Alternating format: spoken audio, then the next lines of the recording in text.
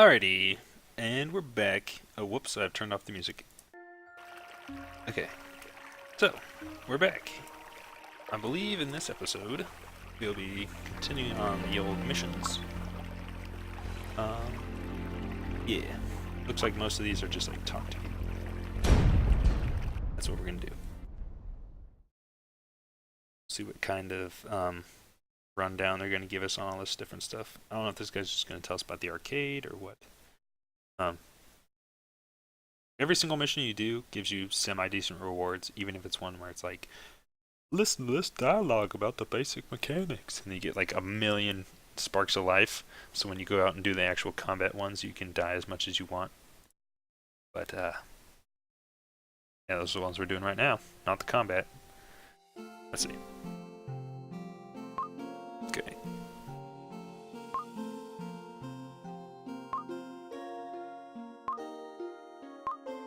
Alright, completed that one. He just told us about the arcade, which is this area, like directly to the north of the town hall center. You can just go to these to enter levels, so that's all this place is. This guy's gonna tell us about the bazaar. Or no, this lady's gonna tell us about the bazaar. Beechamel, I believe her name is. The bazaar is just a bunch of NPCs that can sell you generally useless items. There's like 3 helpful dudes in the bazaar. But you can sell items to the NPCs, which can be helpful to dispose of stuff you don't need that nobody wants. It takes a long time, but you can eventually save up enough money to get like a useful amount. Save up enough random trash to get enough stuff. Alright. Keep going, keep going, keep going. Wait, I'm looping. I'm looping. Loop through it like 3 times. Alright. Alchemy machine you use to make and level up gear. Merchants sell you random stuff. This is Beechamel, the lady we were talking to. She'll put accessories on our gear, which are purely just for looks. Now the actual useful people here are Brinks. If you complete boss levels, you'll get tokens, and you can trade them in for fun rewards. Like, these are the rewards from the hardest boss. These are the rewards from the easiest boss. These are rewards from one of the, like, there's 2 mid-levels. That's one of the 2 mid-levels. And then there's also some tokens that are not boss-related. Primal Sparks are one of the kinds. And the other stuff is Jelly Gems, which is the other mid-level boss. This sword and this gun turn into really good stuff. These are very great. This armor is useless. And that item is basically useless.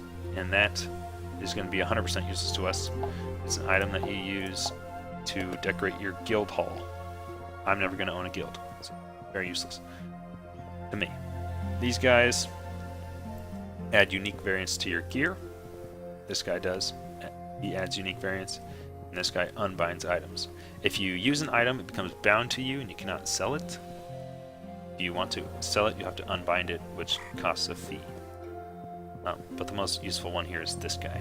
Puts unique variants on your gear, which just makes it better in some way other than leveling it up. Like on top of leveling it up, it'll make it better in other ways. So that's useful. Him and Brinks are the 2 useful guys.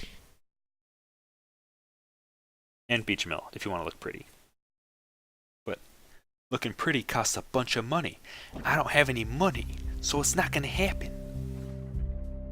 And this is the training hall, which, yeah, just gives you like a rundown of the basic rules of combat. Those little things on the ground are vials, which are items you can have. You throw them at people, and all they do is inflict status effects, such as stun, or poison, or freeze.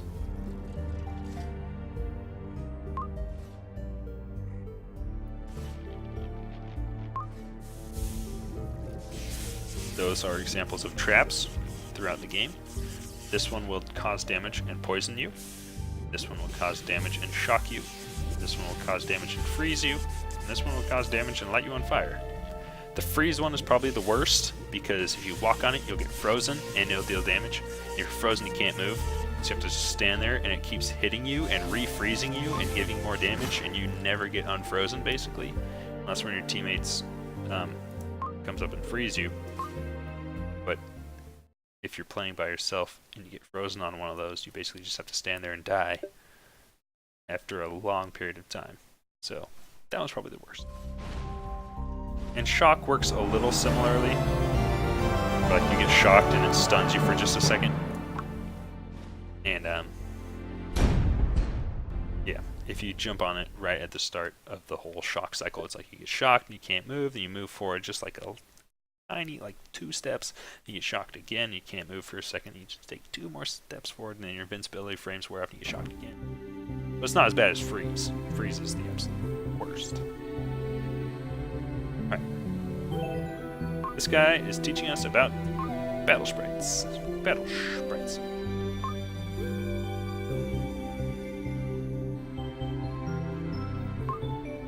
Okay, he's telling us that there's battle sprites, and sadly, the supply cache of battle sprites got like shot down or something, and they got spread out all across the world. So now we're gonna go try to retrieve the crates of battle sprites so that we can get our very own buddy, our own adventure buddy.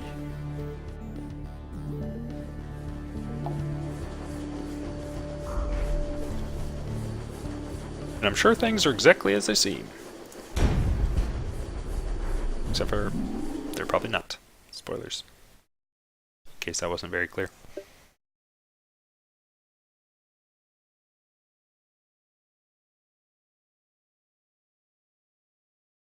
I had the absolute best breakfast of all time this morning. There's this place around town called Dizzy Dean's Donuts. This video brought to you in part by Dizzy Dean's.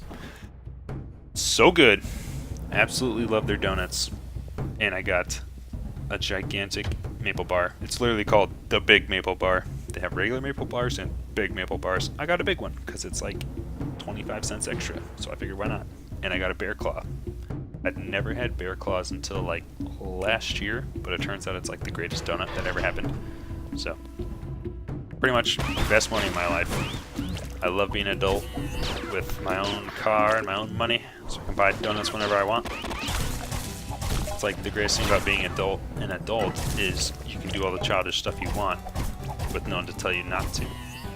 It's insane how it works like that. But anyways, amazing donuts for breakfast got me off to a good start.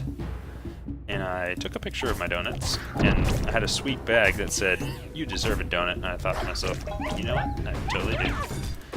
And I took a picture, and I was trying to put it in one of the videos, but the video editing software I'm using technically allows it, but it's so difficult, so ridiculously difficult, that they might as well not allow it, so sadly did not make it into the final director's cut with commentary.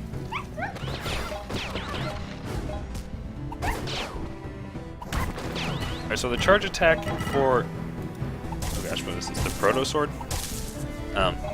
Does a little explosion out in front of it, if you watch. Boom, right there. That will do damage if it hits people, it's just really hard to hit people with. So, Proto Sword's not good, but you kind of had to expect that on account of it being the worst weapon. Proto Bomb, similarly, is awful. So I know I want to be a bomber and all that, but for now, I don't think it's really going to happen. Like, watch this. I missed. Alright, go Ducks. Let's try this again. Let's try this again. We're going to hit this guy for sure. It did not see how much damage it did, but it wasn't very much. Oh. You know what? For the time being, I might just skip the whole bombs thing, because it's way more useful to have a gun. And the Proto Bomb is super bad. We'll switch into bombs later when we can actually get some useful bombs.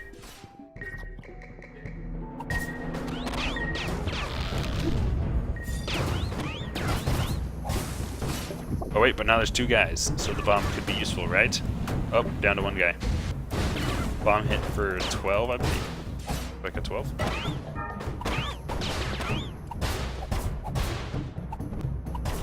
meantime, my sword is also hitting as well, so not the greatest, but like I said, bombs aren't good sources of damage. But all the proto bomb does is damage, so it's not really a good item. In my opinion, there are people who, if you say bombs don't do good damage, they will rage against you so hard, they'll freak out, they will completely lose it. So I can't really just go, bombs don't good. Bombs don't do good damage, because I know there's a chance that someone out there is going to absolutely freak out, try to find me, and kill me.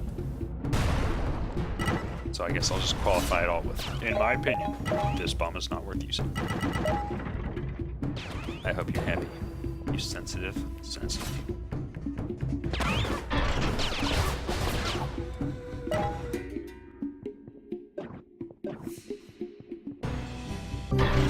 Oh, yes, we have found our first sprite. What the? Are these battle sprites? Something has happened to them. They've changed into some kind of... Oh, skipped it. They seem friendly. In fact, they seem to behave just like battle sprites I know. Only the difference is that they look like, well, dragons. Hey, it looks like one of the sprites is taking a liking to you. Well, it's not that extra power going to waste. I'll stay here and protect these sprites and use your new friend to help clear out the rest of these hostiles. Alright, do it. So yeah, this shipment of battle sprites crashed into a fire area, and now they all look like dragons and have dragon abilities, such as spitting fireballs into logs, or in 11 seconds when the cooldown is up, potentially doing something with this that I have no idea what it is. And I have absolutely no idea what it is either. Oh, but now we can find out. Fireball shield!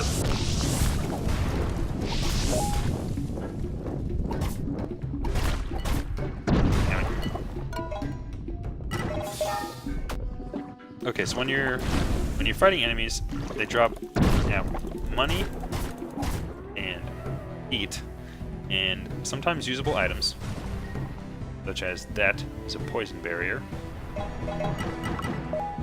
We picked it up, and now we can use it. Bing! Poison. Now. And sometimes, if you saw, we picked up a little person sprinting symbol. They drop like buffs, I suppose. There's an attack buff, a defense buff, and a speed buff. I don't know if I've ever really seen any effects from the defense buff. Now, here's one right now.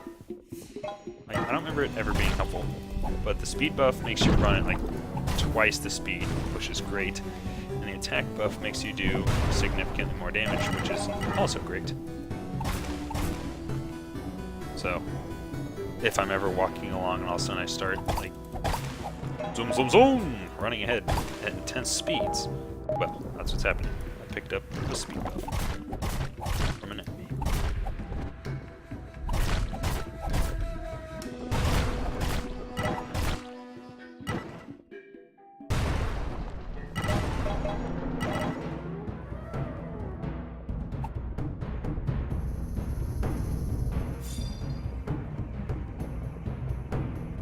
We're at full health, so no need to go hit those boxes.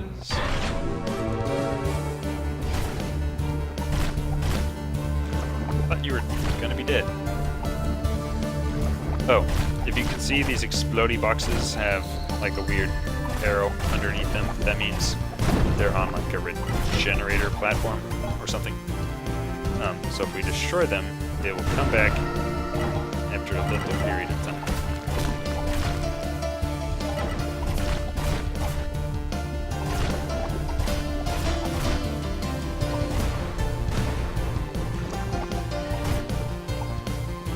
Yeah, those are blast cubes. They explode when they die.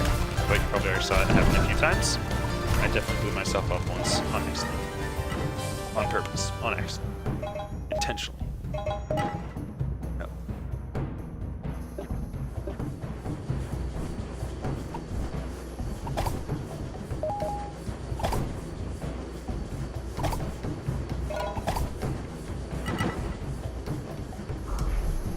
And making our way down.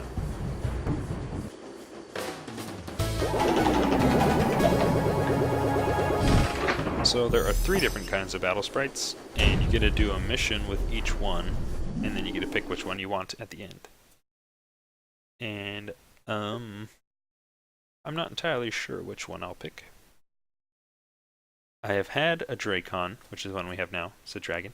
And I've had a Seraphynx, which is like an angel cat. And I've never had a Masker Wraith, which is like a floaty mask-looking ghost thing. Kind of looks like... There's like one Pokemon that's like a floaty mask-wearing ghost that turns into some sort of mummy. Kind of looks like that guy. Reminds me of him a lot. But copyrighted, swear it's not.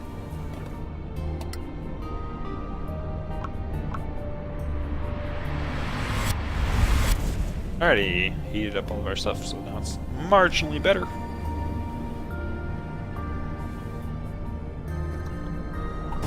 Oh yeah, I was going to switch to the gun. Oh, that 14 damage though.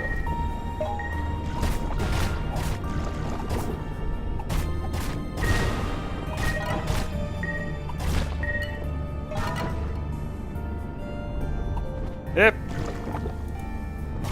Alright. Okay. So this gun or sword has a range, like a standard 1 range, but you can stand a specific distance away from those exploding blocks and hit them and blow them up without taking damage. There are also heavy swords that have much longer range, and it's a lot easier to hit those exploding blocks and not blow yourself up with those, but I don't have any of those yet. So I have to make do with the risk of blowing myself up. Okay, so if you see my shield is broken now, there's no little dome over me, and it's all flashy electric red. If I try to block right now, nothing will happen. Okay, now my shield's back up. I can once again block. The color of the dome around your shield shows you how much health it has, and then blue is the best and red is the worst. So that's just a visual indicator. You also have this little bar, but it's sometimes hard to look at what the enemies are doing and also glance up at the bar all the time to see how much health you have left.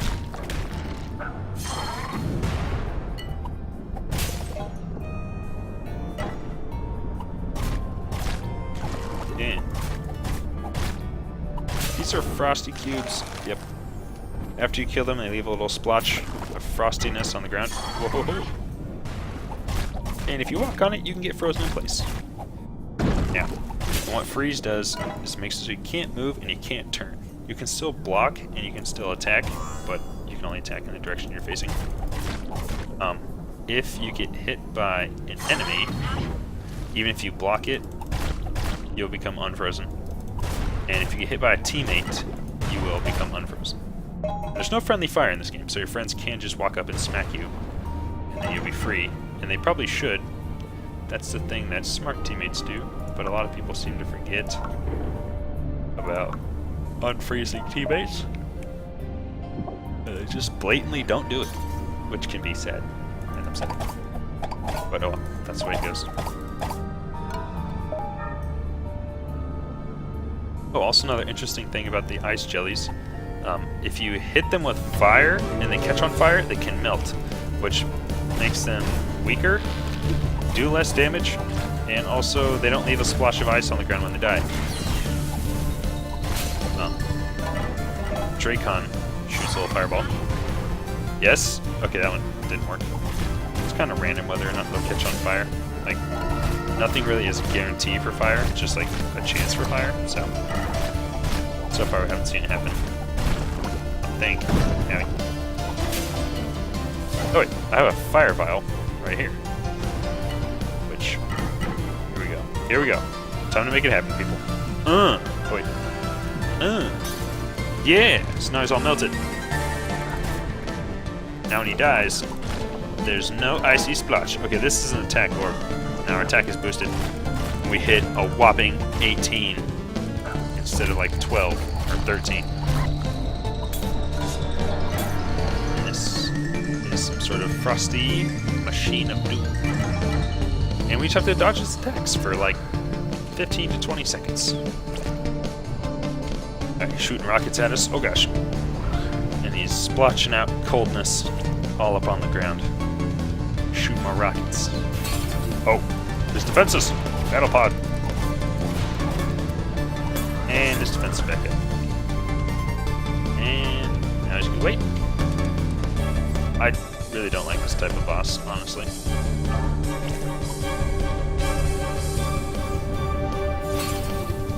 Battle pods are a mini boss. In this Sparrow Knight's world, they kind of appear semi-often. Not horribly often. And they're generally not too difficult. A lot of times they'll have a lot more stages before they become vulnerable. And they generally have, like, you know, that exploding block that was sitting on a regenerating pad? They'll have enemies sitting on regenerating pads, so, like, there'll be robots chasing you constantly. And you kill them, and they don't drop any money or hearts, and then they just regenerate after a little bit. Back in, like, 2013?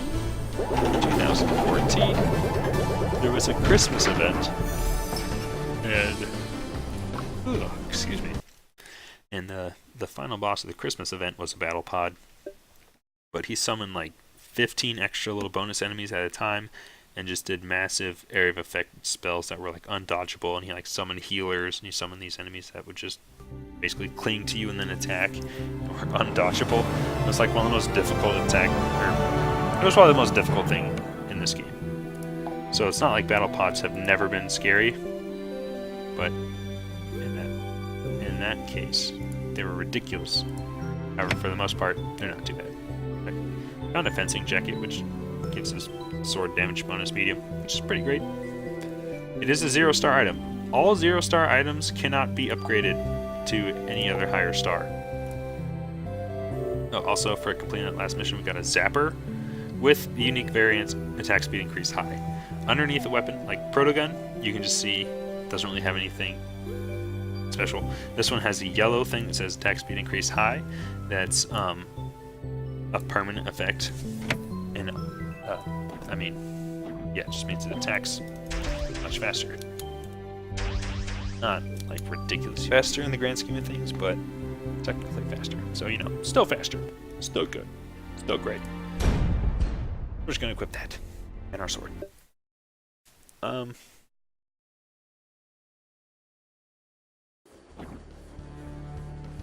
For unique variants, there's, like, for attack speed, for example, there's low, and then medium, and then high, and then very high. So having a high attack speed increase is pretty great. However, it is on one of the worst guns in the game that has no upgrade path, so we'll simply be throwing this gun in the garbage as soon as we get any other gun, basically. But for now, we're at the very start of the game. It's gonna do just fine. Just dandy. Alrighty. Me and Rednet Dibnenden are gonna go out on another adventure. This place is overrun with restless spirits. We're head for that cache of sprites fast, given that we found back in the Sunset Steps. Let's go. Yes. Let's go indeed, Rednet. So a lot of this game, at the beginning, starts out like really cute, and then gets kind of incredibly horrifying by the end. It also starts out like just easy beyond reason, and it can get very ridiculously difficult towards the end. But for now, things can be super easy. We can play it all on the hardest difficulty by ourselves all the time and not die even once. I'm sure I'll be eating my words before too long when I die to something ridiculous. But for the time being, I'm not worried about it.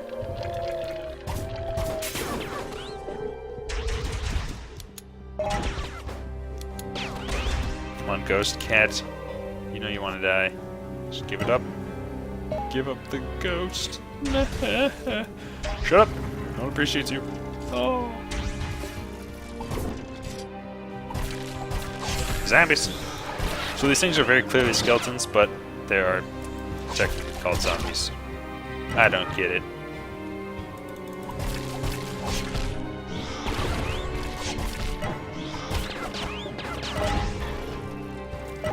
Those little rotating things, you have to damage them somehow, and they activate. Oh my gosh, it's cute, adorable little angel cats, friggity frick. Oh, I can't believe we're seeing this phenomenon again. I doubt we'll see it a third time later. Wow, Trash Blast, you seem out of the way with these battle sprites. Let's not waste any time. Clear the path ahead, and so a rescue team can get through safely. Alright. I'll do that for you. So our little ghost cat has the ability of Laser Beam, which can hit people a million billion times. Oops. Yep. Set it down. Set it down.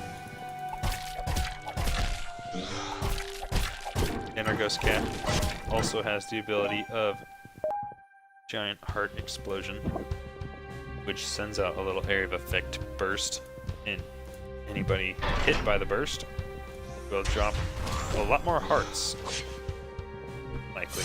Is more likely to drop a lot of hearts if they die while they're enchanted by the explosion. But they stay enchanted by the explosion for like, I don't know, a minute and a half. So killing them in that time is super likely. Okay, another thing, crystals. Any crystals of the same color will break if they're connected and you hit one. That's what crystals do. So they're kind of like their own kind of ghost block, I suppose. They're a ghost block all to themselves, but there's a bunch of different colors of crystals. So.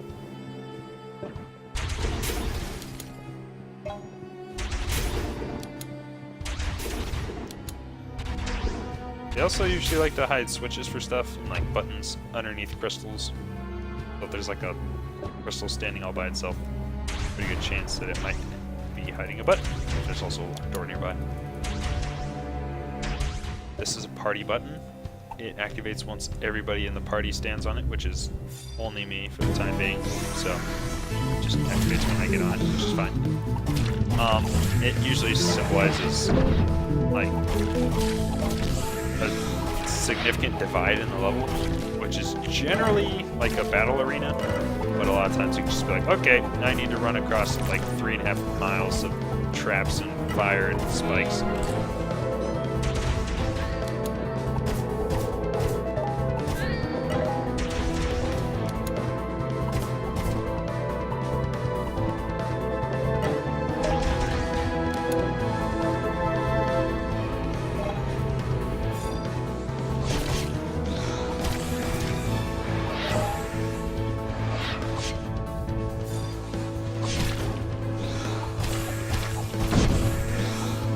Oh my gosh.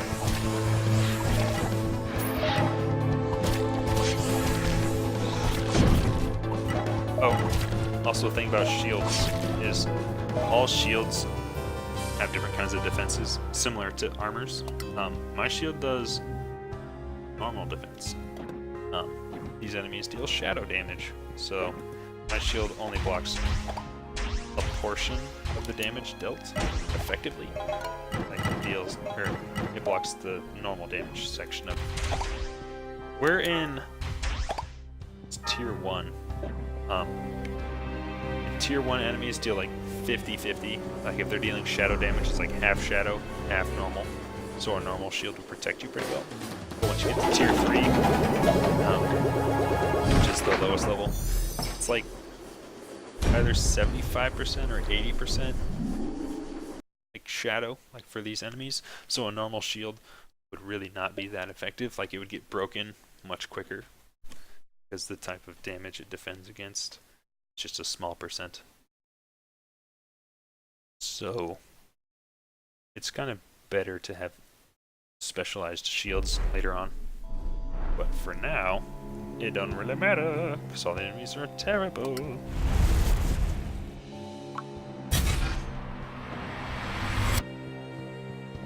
That's just a note on shields. You can tell what kind of damage an enemy's dealing either by targeting them, and it will tell you, like says this guy up here, Shadow. Or you can look at the little lines under their feet as they attack. You can see this guy has purple lines coming out that show you what direction he's attacking. And since they're purple, you know he's dealing shadow damage.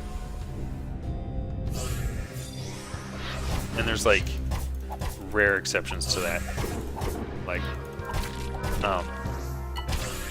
gremlins, I think, show that they deal normal damage. The lines that come out from underneath their feet are red, but they actually deal elemental damage. So yeah, it's not. That's the only one that springs to mind though, where it shows a damage that they don't necessarily deal. This lumber dude had little green lines popping out, which means elemental, and then yellow is piercing, and then those are the 3 damage types, and then it's kind of like rock paper scissors, like elemental beats shadow, shadow beats piercing, and piercing beats elemental for the most part. Those.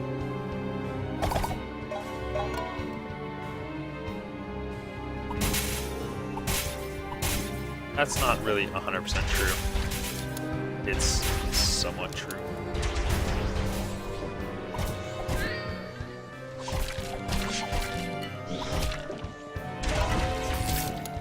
Oh, there we go. So we have a gun called the Zapper, which sounds like some sort of electric gun. And it hadn't happened until right now, but we dealt shock to that guy. See, he's shocked. So he'll spasm every now and again and take a little bit of damage. He tried to dash forward right there, but got shocked, and so you got stuck in place. If you're shocked, it's really brutal, because you'll be walking around and just spasm from time to time, which prevents you from moving, or shielding, or attacking, or doing anything. If you're charging up an attack, and then you spasm from shock, you'll lose all the progress you've made towards that charge, which is horribly inconvenient.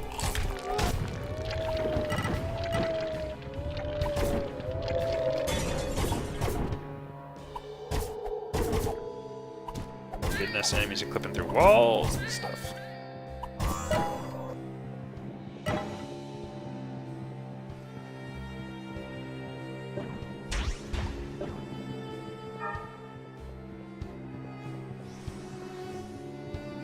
Alright, this looks like those guys will be trapped in there forever. Everything will be fine for all of time.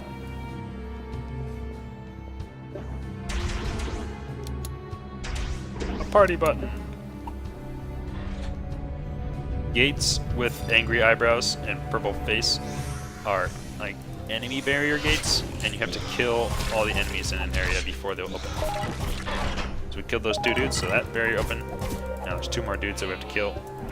And then the next barrier will open. And so on. So Zapper's charge attack. A giant zappy ball!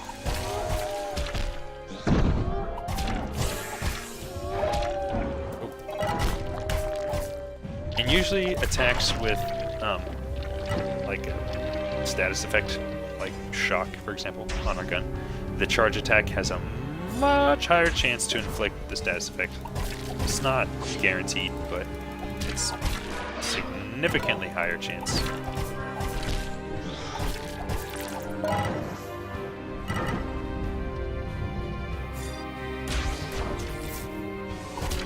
We're like 2 for 3, I think, on shocking people with the charge attack. Whereas shocking people without the charge attack were like 4 for 60.